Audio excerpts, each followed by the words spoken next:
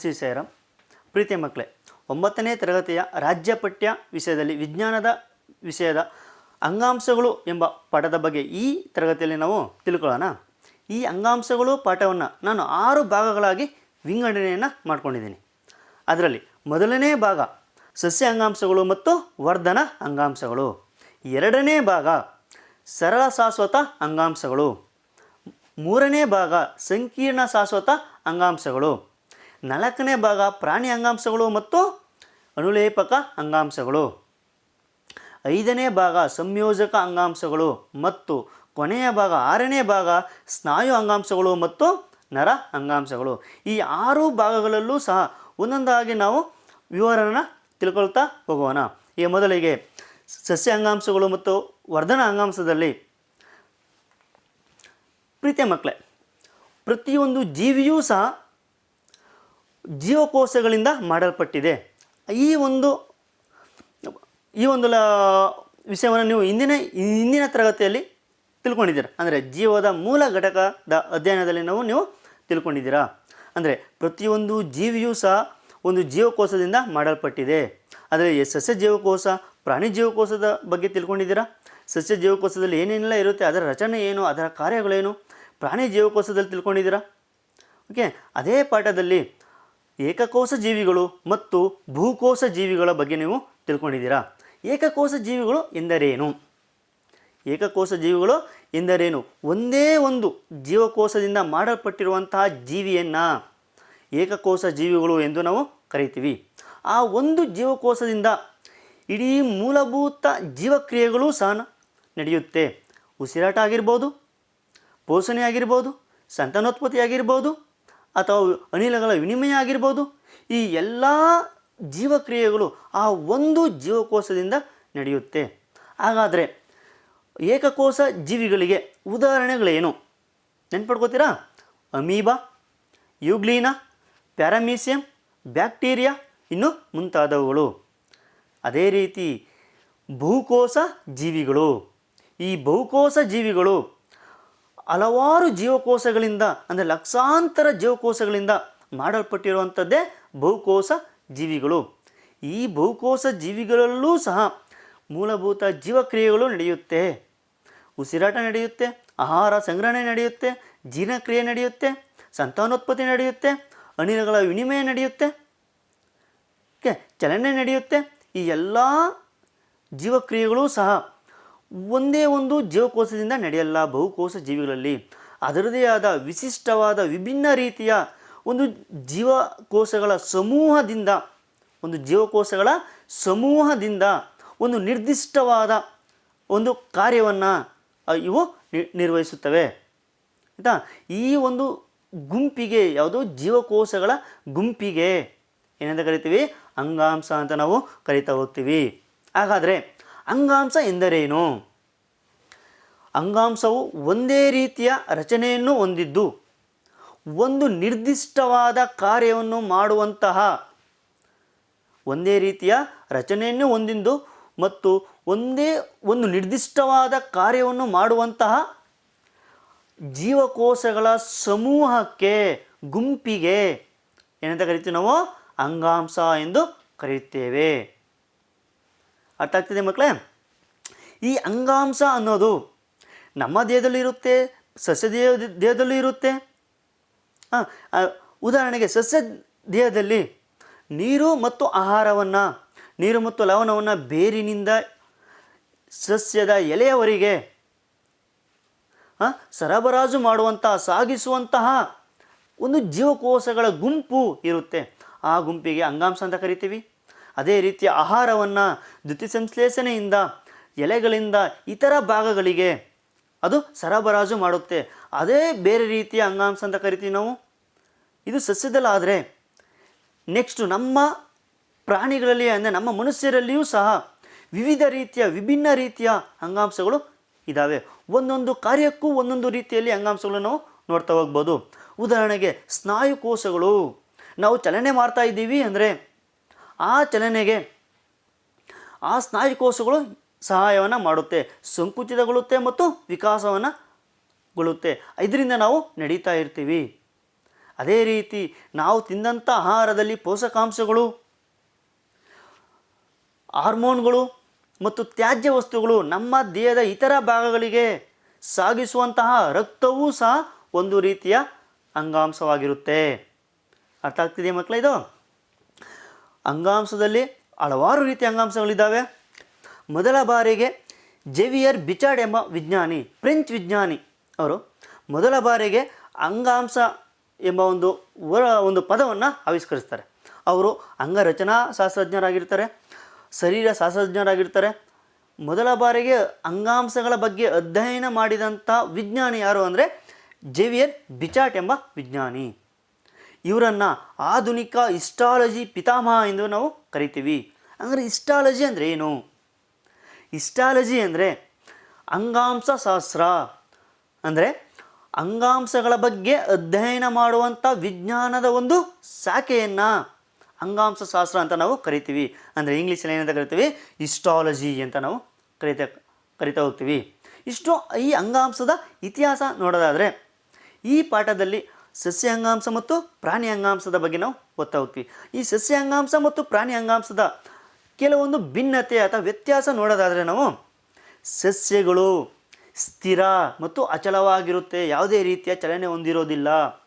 ಆದರೆ ಪ್ರಾಣಿಗಳು ಚಲನೆಯಲ್ಲಿ ಇರುತ್ತವೆ. ಆದ್ದರಿಂದ ಸಸ್ಯ ಅಂಗಾಂಶದಲ್ಲಿ ಇರುವಂತಹ ಜೀವಕೋಶಗಳು, ಬಹುತೇಕ ಜೀವಕೋಶಗಳು ನಿರ್ಜೀವ ಜೀವಕೋಶಗಳಾಗಿರುತ್ತವೆ ಅಥವಾ ಮೃತ ಬೆಂಬಲ ಅಂಗಾಂಶಗಳು ಅಥವಾ ಜೀವಕೋಶಗಳಾಗಿರುತ್ತವೆ. ಹಾಗಾದರೆ ಇದರಲ್ಲಿ ಜೀವಂತ ಅಂಗಾಂಶಗಳು ಇರೋದಿಲ್ವೇ? ಇರುತ್ತೆ. ಜೀವಂತ ಅಂಗಾಂಶಗಳ ಜೊತೆಯಲ್ಲೇ ಈ ಸತ್ತ ಬೆಂಬಲ ಅಂಗಾಂಶಗಳು ಸಹ ಇವು ಸಹಾಯವನ್ನು ಮಾಡುತ್ತೆ. ಆದರೆ ಪ್ರಾಣಿ ಅಂಗಾಂಶದಲ್ಲಿ ಸತ್ತ ಅಂಗಾಂಶಗಳಿಗಿಂತ ಹೆಚ್ಚು ಜೀವಂತ ಅಂಗಾಂಶಗಳು ಇರುತ್ತವೆ. ಏಕೆಂದರೆ ಪ್ರಾಣಿಗಳು ಚಲನೆ ಮಾಡುತ್ತೆ, ಉಸಿರಾಟ ಮಾಡುತ್ತೆ, ಸಂತಾನೋತ್ಪತ್ತಿ ಮಾಡುತ್ತೆ, ಹಲವಾರು ರೀತಿಯ ಕ್ರಿಯೆಗಳನ್ನು ನಡೆಸ್ತಾ ಇರುತ್ತೆ. ಆದ್ದರಿಂದ ಇವುಗಳಿಗೆ ಜೀವಂತ ಬೆಂಬಲ ಅಂಗಾಂಶಗಳು ಜಾಸ್ತಿ ಇರುತ್ತೆ. ನೆಕ್ಸ್ಟು, ಈ ಸಸ್ಯ ಅಂಗಾಂಶಗಳನ್ನು ನಿರ್ವಹಣೆ ಮಾಡೋದು ಅತಿ ಕಡಿಮೆ. ಅಂದರೆ ನಿರ್ವಹಣಾ ಶಕ್ತಿ ಕಡಿಮೆ ಆದರೂ ಪರವಾಗಿಲ್ಲ, ಏಕೆಂದರೆ ಈ ಸಸ್ಯಗಳು ಚಲನೆ ಮಾಡೋದಿಲ್ಲ. ಆದರೆ ಪ್ರಾಣಿ ಅಂಗಾಂಶದ ನಿರ್ವಹಣೆ ಮಾಡಲು ಅತಿ ಹೆಚ್ಚು ಶಕ್ತಿಗಳು ಬೇಕಾಗುತ್ತೆ. ಮತ್ತು ಮೆರಿಸ್ಟಮ್ಯಾಟಿಕ್ ಮತ್ತು ಶಾಶ್ವತ ಅಂಗಾಂಶಗಳಿಗೆ ವ್ಯತ್ಯಾಸವಿರುತ್ತದೆ.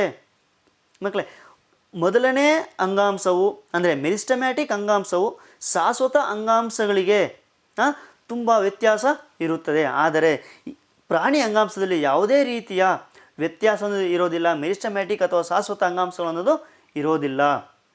ನೆಕ್ಸ್ಟು ಬೆಳವಣಿಗೆ ಬಂದರೆ ಮುಖ್ಯವಾಗಿ ಸಸ್ಯಗಳಲ್ಲಿ ಕೆಲವೊಂದು ಭಾಗಗಳು ಜೀವಮಾನವಿಡೀ ಬೆಳವಣಿಗೆಗೆ ಒಳಪಡುತ್ತವೆ.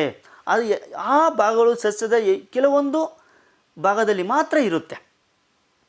ಉದಾಹರಣೆ ವರ್ಧನ ಅಂಗಾಂಶ. ಅಂದರೆ ಈ ಬೆಳವಣಿಗೆ ಆಧಾರದ ಮೇಲೆ ಸಸ್ಯ ಅಂಗಾಂಶಗಳನ್ನು ಮುಖ್ಯವಾಗಿ 2 ವಿಧಗಳಾಗಿ ನಾವು ವಿಂಗಡಣೆಯನ್ನು ಮಾಡಿದ್ದೀವಿ. ಯಾವುದೇ ಆಧಾರದ ಮೇಲೆ? ಬೆಳವಣಿಗೆಯ ಆಧಾರದ ಮೇಲೆ ಮತ್ತು ಕಾರ್ಯಗಳ ಆಧಾರದ ಮೇಲೆ. ಮೊದಲನೇದು ವರ್ಧನ ಅಂಗಾಂಶ, ಎರಡನೇದು ಶಾಶ್ವತ ಅಂಗಾಂಶ. ಮೊದಲನೇದು ಯಾವುದು? ವರ್ಧನ ಅಂಗಾಂಶ, ಎರಡನೇದು ಶಾಶ್ವತ ಅಂಗಾಂಶ. ಅಂದರೆ ಈ ತರಗತಿಯಲ್ಲಿ ವರ್ಧನ ಅಂಗಾಂಶದ ಬಗ್ಗೆ ಮಾತ್ರ ನಾವು ತಿಳ್ಕೊಳ್ಳೋಣ. ವರ್ಧನ ಅಂಗಾಂಶ ಅಂದರೆ ಏನು? ವರ್ಧಿಸುವುದು ಅಂದರೆ ಜಾಸ್ತಿ ಮಾಡೋದು. ಈ ವರ್ಧನ ಅಂಗಾಂಶವನ್ನು ಬೆಳವಣಿಗೆಯ ಅಂಗಾಂಶ ಅಂತಲೂ ಸಹ ಕರಿತೀವಿ, ಅಥವಾ ವಿಭಜನೆ ಅಂಗಾಂಶ ಅಂತಲೂ ಸಹ ನಾವು ಕರಿತಾ ಹೋಗ್ತೀವಿ. ಯಾಕೆ ವಿಭಜನೆ ಅಥವಾ ಬೆಳವಣಿಗೆ ಅಂಗಾಂಶ ಅಂತ ನಾವು ಕರಿತಾ ಹೋಗ್ತೀವಿ? ಏಕೆಂದರೆ ಈ ವರ್ಧನ ಅಂಗಾಂಶದ ಬಹುಮುಖ್ಯ ಕಾರ್ಯ ಕೋಶ ವಿಭಜನೆ. ಈ ವರ್ಧನ ಅಂಗಾಂಶದಲ್ಲಿ ನಿರಂತರವಾಗಿ ವಿಭಜನೆ ಆಗುತ್ತಿರುವ ಭ್ರೂಣ ಜೀವಕೋಶಗಳು ಇರುತ್ತವೆ. ಅತಿ ಹೆಚ್ಚು ವಿಭಜನೆ ಆಗ್ತಾ ಇರುತ್ತೆ. ಅದರಿಂದ ಇದನ್ನು ಬೆಳವಣಿಗೆ ಅಂಗಾಂಶ ಅಥವಾ ವಿಭಜನೆ ಅಂಗಾಂಶ ಅಂತ ನಾವು ಕರಿತಾ ಹೋಗ್ತೀವಿ. ಹಾಗಾದರೆ ಮಕ್ಕಳೇ, ಈ ವರ್ಧನ ಅಂಗಾಂಶ ಅನ್ನೋದು ಸಸ್ಯದಲ್ಲಿ ಯಾವ ಭಾಗದಲ್ಲಿ ಇರುತ್ತದೆ ಅಂತ ನೋಡೋದಾದರೆ, ಇದು ಬೇರಿನ ತುದಿ ಭಾಗದಲ್ಲಿ, ಕಾಂಡದ ತುದಿ ಭಾಗದಲ್ಲಿ, ಮತ್ತು ಮೊಗ್ಗು ಮತ್ತು ಹಲವಾರು ಬೆಳೆಯುತ್ತಿರುವಂತಹ ಭಾಗಗಳಲ್ಲಿ ಇರುತ್ತದೆ. ಯಾವುದು? ವರ್ಧನ ಅಂಗಾಂಶ ಅನ್ನೋದು. ಆಯಿತಾ? ಹಾಗಾದರೆ ಈ ವರ್ಧನ ಅಂಗಾಂಶದ ವರ್ಧನ ಅಂಗಾಂಶದ ಕಾಂಡದ ತುದಿಯಲ್ಲಿ ಇರುವಂಥದ್ದು, ಇದು ಬೇರಿನ ತುದಿಯಲ್ಲಿ ಇರುವಂಥದ್ದು ವರ್ಧನ ಅಂಗಾಂಶ ಅನ್ನೋದು. ಈ ವರ್ಧನ ಅಂಗಾಂಶದ ಜೀವಕೋಶಗಳು ಯಾವ ರಚನೆಯನ್ನು ಹೊಂದಿರುತ್ತದೆ, ಅದರ ಗುಣಲಕ್ಷಣಗಳನ್ನು ನಾವು ನೋಡೋದಾದರೆ, ಕೋಶಭಿತ್ತಿಯು ತೆಳುವಾಗಿರುತ್ತದೆ. ಕೋಶಭಿತ್ತಿ ತೆಳುವಾಗಿರುತ್ತೆ, ಜಾಸ್ತಿ ದಪ್ಪ ಇರೋದಿಲ್ಲ. ಜೀವಕೋಶಗಳು ನಿರಂತರವಾಗಿ ಬೆಳವಣಿಗೆಗೆ ಇದು ಕಾರಣವಾಗಿರುತ್ತದೆ. ಯಾವುದು? ತೆಳುವಾಗಿರುವಂಥದ್ದು. ಮತ್ತು ಜೀವಕೋಶಗಳು ತುಂಬ ಒತ್ತೊತ್ತಾಗಿ ಜೋಡಣೆಯಾಗಿದ್ದು ಅಂತರ್ಕೋಶೀಯ ಅವಕಾಶ ಅನ್ನೋದು ಇರೋದಿಲ್ಲ. ಯಾವುದರಲ್ಲಿ? ವರ್ಧನ ಅಂಗಾಂಶದ ಜೀವಕೋಶಗಳಲ್ಲಿ. ಆ ವರ್ಧನ ಅಂಗಾಂಶದ ಜೀವಕೋಶಗಳು ದುಂಡಾಗಿರಬಹುದು, ಅಂಡಾಕಾರದಲ್ಲಿರಬಹುದು, ಬಹುಭುಜಾಕೃತಿಯಲ್ಲಿರಬಹುದು, ಅಥವಾ ಆಕಾರರಹಿತವಾಗಿಯೂ ಸಹ ಆ ಜೀವಕೋಶಗಳು ಇರಬಹುದು. ಮತ್ತು ಈ ವರ್ಧನ ಅಂಗಾಂಶದ ಜೀವಕೋಶಗಳಲ್ಲಿ ಕೋಶ ಕೇಂದ್ರವು ದೊಡ್ಡದಾಗಿರುತ್ತದೆ. ಆದರೆ ಪ್ಲಾಸ್ಟಿಡ್ಗಳು ಅಂದರೆ ರಸದಾನಿಗಳು ಮತ್ತು ಈ ಜೀವಕೋಶಗಳು ಸಕ್ರಿಯವಾಗಿರುತ್ತೆ, ಅಂದರೆ ಜೀವಂತವಾಗಿರುತ್ತೆ, ಯಾವಾಗಲೂ ಸಹ ವಿಭಜನೆಗೆ ಒಳಪಡ್ತಾ ಇರುತ್ತೆ. ಕೋಶ ವಿಭಜನೆಗೆ ಕೋಶಗಳಿಂದ ದಟ್ಟದಾದ ಸೈಟೋಪ್ಲಾಸ್ಮ ಮತ್ತು ಮೃದುವಾದ ಕೋಶಗೋಡೆಯು ಅಗತ್ಯವಿರುತ್ತದೆ. ಮತ್ತು ವರ್ಧನ ಅಂಗಾಂಶದ ಮಕ್ಕಳೇ, ಇದೊಂದು ಪಾಯಿಂಟ್ ಕರೆಕ್ಟ್ ನೆನಪಿಟ್ಕೊಳ್ಳಿ. ವರ್ಧನ ಅಂಗಾಂಶದಿಂದ ಉತ್ಪತ್ತಿಯಾಗುವಂತಹ ಅಂಗಾಂಶವು ವರ್ಧನ ಅಂಗಾಂಶವನ್ನೇ ಹೋಲುತ್ತದೆ. ಆದರೆ ಈ ವರ್ಧನ ಅಂಗಾಂಶವು ಬೆಳೆದಂತೆ ಆ ವರ್ಧನ ಅಂಗಾಂಶವು ತನ್ನ ಗುಣಲಕ್ಷಣಗಳನ್ನು ಬದಲಾವಣೆ ಮಾಡಿಕೊಳ್ಳುತ್ತೆ ಅಥವಾ ವಿಭಿನ್ನವಾಗಿ ಕಾಣಿಸ್ಕೊಳ್ಳುತ್ತೆ. ಅರ್ಥ ಆಗ್ತಿದೆ ಮಕ್ಕಳು? ಇದು ವರ್ಧನ ಅಂಗಾಂಶದಿಂದ ಉತ್ಪತ್ತಿಯಾಗುವಂಥ ಹೊಸ ಕೋಶಗಳು ವರ್ಧನ ಅಂಗಾಂಶವನ್ನು ಹೋಲುತ್ತವೆ. ಆದರೆ ಅವು ಬೆಳೆದಂತೆ ಅವುಗಳ ಗುಣಲಕ್ಷಣಗಳು ಬದಲಾಗುತ್ತವೆ ಅಥವಾ ಭಿನ್ನವಾಗುತ್ತವೆ. ಏಕೆಂದರೆ ಈ ವರ್ಧನ ಅಂಗಾಂಶವೇ ಮುಂದೆ ಶಾಶ್ವತ ಅಂಗಾಂಶಗಳಾಗಿ ಬದಲಾವಣೆಯನ್ನು ಹೊಂದುತ್ತವೆ. ಅರ್ಥ ಆಗ್ತಿದೆ ಮಕ್ಕಳೇ?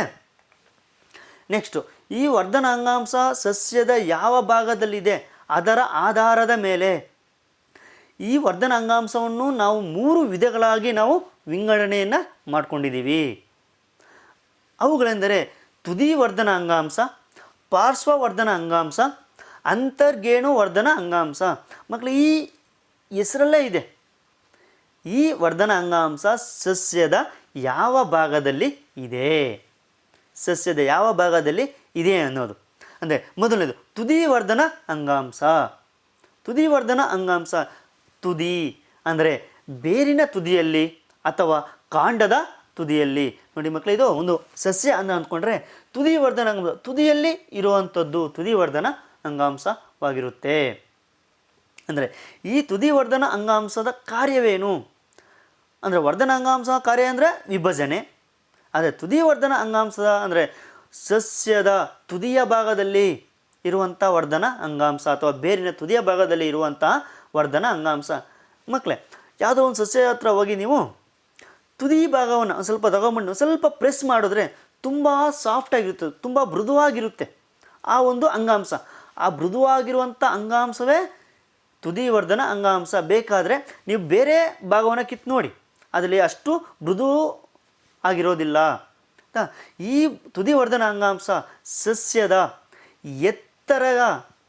ಹೆಚ್ಚಳಕ್ಕೆ ಕಾರಣವಾಗಿರುತ್ತದೆ. ಅದು ತುದಿ ವರ್ಧನ ಅಂಗಾಂಶ ಅನ್ನೋದು.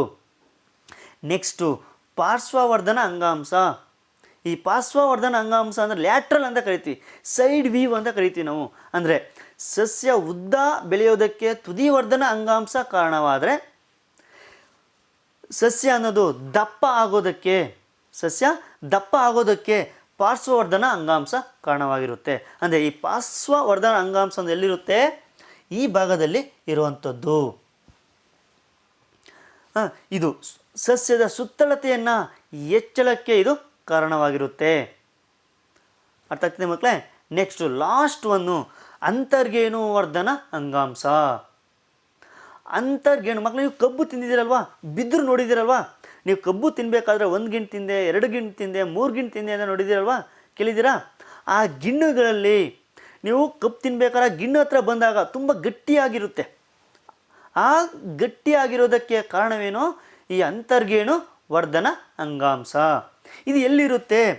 ಎಲೆಗಳ ಬುಡಭಾಗದಲ್ಲಿ, ರಂಬೆಯ ಅಂತರ್ಗೇಣುಗಳಲ್ಲಿ ಇದು ಕಂಡುಬರುತ್ತೆ. ಗೆಣ್ಣು ಅಂತ ಕರೀತಾರೆ, ಆ ಭಾಗದಲ್ಲಿ ಇದು ಕಂಡುಬರುತ್ತೆ. ಇದು ಯಾಂತ್ರಿಕ ಶಕ್ತಿಯನ್ನು ಮತ್ತು ಯಾಂತ್ರಿಕ ದೃಢತೆಯನ್ನು ಸಸ್ಯಗಳಿಗೆ ಕೊಡುತ್ತೆ.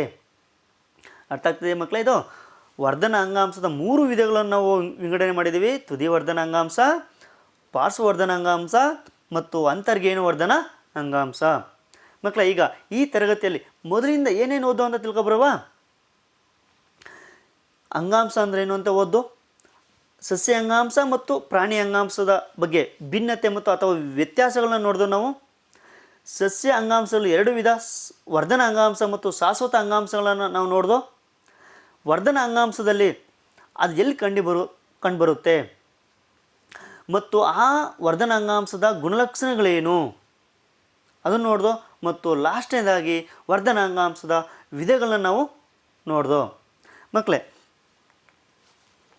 ತುದಿ ವರ್ಧನ ಅಂಗಾಂಶ ತುದಿಯಲ್ಲಿ ಇರುತ್ತೆ, ಮಗ್ಗುಗಳಲ್ಲಿ. ಪಾರ್ಶ್ವವರ್ಧನ ಅಂಗಾಂಶ ಸುತ್ತಳತೆಯನ್ನು ದಪ್ಪ ಮಾಡೋದಕ್ಕೆ ಈ ಪಾರ್ಶ್ವವರ್ಧನ ಅಂಗಾಂಶ ಸಹಾಯ ಮಾಡುತ್ತೆ. ಅಂತರ್ಗೇಣು ವರ್ಧನ ಅಂಗಾಂಶ ಇದು ಕಬ್ಬು ಅಥವಾ ಬಿದಿರಿನಲ್ಲಿ ಅಂತರ್ಗೇಣುಗಳಲ್ಲಿ ಇರುತ್ತೆ. ಓಕೆ, ಇದು ವರ್ಧನ ಅಂಗಾಂಶದ ವಿಧಗಳು. ಮಕ್ಕಳೇ, ಈ ಒಂದು ತರಗತಿಯ ಬಗ್ಗೆ ಕೆಲವೊಂದು ಪ್ರಶ್ನೆಗಳನ್ನು ನಾವು ಕೊಡ್ತೀನಿ. ಅದರ ನೆಕ್ಸ್ಟ್ ತರಗತಿ ನೀವು ಅದನ್ನು ಬರೀಬೇಕಾಗುತ್ತೆ. ಮೊದಲನೇ ಪ್ರಶ್ನೆ, ಸಸ್ಯ ಅಂಗಾಂಶದ ವಿಧಗಳನ್ನು ಹೆಸರಿಸಿ. ಸಸ್ಯ ಅಂಗಾಂಶದಲ್ಲಿ ಎಷ್ಟು ವಿಧಗಳಿದ್ದಾವೆ, ಅವು ಯಾವುವು ಅಂತ ನೀವು ಬರೀಬೇಕಾಗುತ್ತೆ. ವರ್ಧನ ಅಂಗಾಂಶದ ವಿಧಗಳನ್ನು ಹೆಸರಿಸಿ. ವರ್ಧನ ಅಂಗಾಂಶದಲ್ಲಿ 3 ವಿಧಗಳಿದೆ, ಅವು ಯಾವ್ಯಾವು ಅಂತ ನೀವು ಬರೀಬೇಕಾಗುತ್ತೆ. ನೆಕ್ಸ್ಟು, ಸಸ್ಯದ ಬೇರಿನ ತುದಿಯಲ್ಲಿ ಇರುವಂತಹ ಅಂಗಾಂಶದ ಹೆಸರೇನು? ಒಂದು ಸಸ್ಯದ ಬೇರಿನ ತುದಿಯಲ್ಲಿ ಇರುವಂಥ ವರ್ಧನ ಅಂಗಾಂಶದ ಹೆಸರೇನು ಅಂತ ನೀವು ಬರೀಬೇಕಾಗುತ್ತೆ. ನೆಕ್ಸ್ಟ್ ಲಾಸ್ಟ್ ಒಂದು, ವರ್ಧನ ಅಂಗಾಂಶದ ಯಾವುದಾದರೂ 4 ಲಕ್ಷಣಗಳನ್ನು ನೀವು ಬರೀಬೇಕಾಗುತ್ತೆ. ನಾನು ತುಂಬ ಹೇಳಿದ್ದೀನಿ, ಅದರಲ್ಲಿ 4 ಮಾತ್ರ ನೀವು ಬರೀಬೇಕಾಗುತ್ತೆ. ನೆಕ್ಸ್ಟ್ ಕ್ಲಾಸಲ್ಲಿ ಇದನ್ನು ಬರ್ಕೊಬತ್ತೀರಲ್ಲ ಮಕ್ಕಳೇ? ಓಕೆ, ಇಲ್ಲಿಗೆ ಈ ತರಗತಿಯನ್ನು ನಾವು ಮುಗಿಸ್ತಾ ಇದ್ದೀನಿ. ಧನ್ಯವಾದಗಳು.